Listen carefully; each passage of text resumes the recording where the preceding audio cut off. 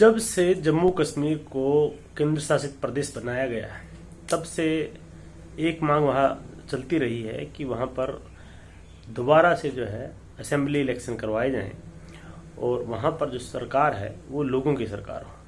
हालांकि केंद्र शासित प्रदेश को दोबारा से राज्य बनाने की भी मांग शुरू से है, लेकिन सबसे महत्वपूर्ण मांग जो पॉलिटिकल पार्टीज की रहती है, लोगों की रहती है, वो कि हमारा रिप्रेजेंटेशन जो है वो हमारी अपनी सरकार हो, उसकी असेंबली हो और उसके द्वारा चुने गए रिप्रेजेंटेटिव जो है सरकार चलाएं।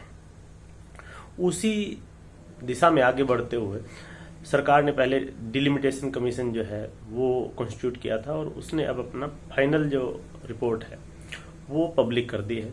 इसके बाद अगर सरकार वो मान लेती है तो उसके बाद जो है उस फॉर्म में नई जो असेंबली की जो शेप होगी वो उस डिलिमिटेशन कमीशन के जो रिकमेंडेशन है उसके अनुसार होगी।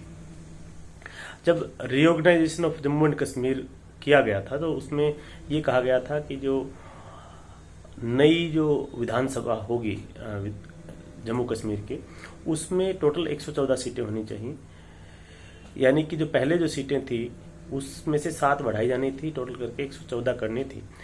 तो उसमें दो तरह की बात हो सकती है कि 24 जो सीटें हैं वो तो पीओजे के का जो भी एरिया है उन लोगों के लिए रिजर्व रहेगी। जब हम पीओजे को वापस पा लेंगे तो वहाँ की 24 सीटें हैं, एक तो वो हिस्सा हुआ। दूसरा जो बचा हुआ है उसमें अब जो सीटें नहीं बताई गई हैं वो 90 बताई गई हैं। पहले जो है 83 होती थी, 7 बढ़ाई गई है, एक जो है कश्मीर रीजन में बढ़ाई गई है और 6 सीटें जो है जम्मू रीजन में बढ़ाई गई है। जम्मू रीजन में बढ़ाए जाने का एक कारण ये भी है कि जो जम्मू में ज़्यादातर जो एरिया है वो हिली एरिया है, टफ टेरेन है, ज्योग्राफी का इशू है, कम्युनिकेशन का इशू है। वो सब जो फैक्टर जो डिलिमिटेशन एक्ट में दिए होते हैं उन सब बातों को ध्यान में रखते हुए ये सीटें बढ़ाई गई हैं। जो और नई बातें हैं वो ये है कि पहली बार ऐसा हुआ है कि जो शेड्यूल्ड ट्राइब है उनके लिए भी 9 सीटें इनमें रिजर्व की गई हैं, जिसमें से 6 सीटें जो है जम्मू रीजन से है और 3 सीटें जो है कश्मीर रीजन से शेड्यूल्ड ट्राइब के लिए रिजर्व की गई हैं। शेड्यूल्ड कास्ट के लिए पहले भी रिजर्व होती थी, अब भी रिजर्व है। इसके अलावा जो लोकसभा सीट है उसमें भी थोड़ा एक जो राजौरी अनंतनाग जो सीट है उसको उसमें राजौरी का एरिया जो है लिया गया है, उधर से कश्मीर में अनंतनाग का उसमें एरिया है, क्योंकि वो ओवरऑल जो है रिप्रेजेंटेशन जो है सही ढंग से हो। तो 18-5-90 के हिसाब से 18 असेंबली कॉन्स्टिट्यूंसी हर एक पार्लियामेंट्री उसमें सीट में आए, उसको ध्यान में रखते हुए किया गया है। इसके अलावा जो 2 महत्वपूर्ण बातें और भी हैं, क्योंकि जो डिलिमिटेशन कमीशन था उसने जम्मू कश्मीर में अलग अलग हिस्सों में जाकर लोगों से जो फीडबैक ली, उनका जो रिप्रेजेंटेशन था लोगों का वो उनसे मिला और उन्होंने अपनी बातें कही। तो उसमें 2 मुख्य तौर से बातें और उसमें जो है कमीशन ने कही है कि जो कश्मीरी माइग्रेंट्स हैं, यानी कश्मीरी हिंदू जो माइग्रेट हुए 1990 के आसपास में जो आतंकवाद के चलते, उनका भी रिप्रेजेंटेशन जो है असेंबली में होना चाहिए। अगर और किसी भी ढंग से नहीं हो पाता है तो उनका जो है नॉमिनेशन हो 2 लोगों का, और 2 लोगों में कम से कम एक महिला जरूर हो। उनको नॉमिनेटेड पावर जो असेंबली मेंबर्स होते हैं उस तरह के उनके पास पावर्स हों, जिस तरह पंडिचेरी की जो विधानसभा में नॉमिनेटेड मेंबर्स के लिए प्रोविजन दिए गए हैं वैसे प्रोविजन उनके लिए दिए जा सकते हैं। तो एक तो ये रास्ता खुलता है इसमें कि कश्मीरी पंडित या कश्मीरी हिंदू जो माइग्रेंट है जो 1990 के, उनकी आवाज भी आपको जो है आने वाली जो विधानसभा होगी जम्मू कश्मीर में जब भी इलेक्शन होंगे तो उनकी भी आवाज आपको विधानसभा में दिखाई देगी, सुनाई देगी। उसके अलावा जो पीओजे के डिस्प्लेस्ड है, क्योंकि पीओजे के जो डिस्प्लेस्ड है जगह तो वो पाकिस्तान के कब्जे में है, लेकिन लोग बहुत से जो हिंदू थे वो तो माइग्रेट होकर के यहाँ आए हैं। तो जब तक हम वो हिस्सा नहीं ले पाते तब तक उनके रिप्रेजेंटेशन का क्या।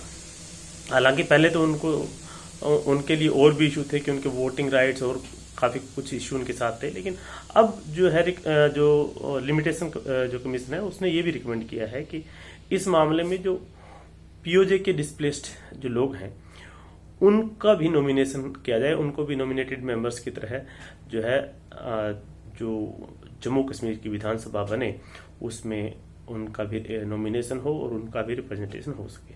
तो इस तरह से ये ओवरऑल जो है मुख्य बातें जो है इस डिलिमिटेशन जो कमीशन की जो फाइनल रिपोर्ट है उसमें ये है। इसमें ज़्यादातर जो पार्टियां हैं, खास करके कश्मीरी पार्टियां जो हैं कश्मीर को रिप्रेजेंट करने वाली, वो ये कह रही हैं कि ये एक तरह से बीजेपी को फेवर करने वाला जो है डिलिमिटेशन हुआ है।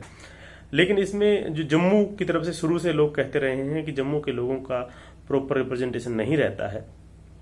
हालांकि हो सकता है कि राजी खुश वो आज भी ना हो, क्योंकि लोगों का ये मानना है कि जो कश्मीर के हिस्से में जो जनसंख्या का आंकड़ा है वो बड़ा फजी आंकड़ा है, क्योंकि वहां पर बहुत सी जगहों पर बहुत अजीब तरह के जो डेटा हैं, जो कि एक सेंसस से दूसरे सेंसस में जो जनसंख्या की बातें हैं वो बड़ा डिस्प्रोपोर्शनेट वे में और अनोमलस मतलब फिगर्स में दिए गए हैं, वो भी चेक करने की जरूरत है। लेकिन हालांकि इस मामले में डिलिमिटेशन कमीशन ने अपना फाइनल जो डिसीजन है वो दे दिया है। इस मामले में केंद्र सरकार को आगे जो कार्रवाई करनी है वो करेगी। लेकिन जम्मू कश्मीर में डेमोक्रेटिक प्रोसेस को एक बार फिर से शुरू किए जाने की दिशा में ये एक बड़ा कदम है। नमस्कार, धन्यवाद। हाँ, जो डिलिमिटेशन कमीशन जिन्होंने किया है उसमें जो सुप्रीम कोर्ट की पूर्व जो जज हैं रंजना प्रसाद देसाई और जो सुशील चंद्रा इलेक्शन कमिश्नर और जो जम्मू कश्मीर के जो इलेक्शन कमिश्नर है के शर्मा, वो इसके मेंबर थे और उनके द्वारा ये डिलिमिटेशन प्रोसेस जो है कोरोना के काल में बड़े अच्छे ढंग से किया गया है और इंडियन डेमोक्रेटिक प्रोसेस को आगे बढ़ाने में, उसको स्ट्रेंथन करने में ये उनका रोल है। नमस्कार, धन्यवाद। इसके साथ जय राम जी की।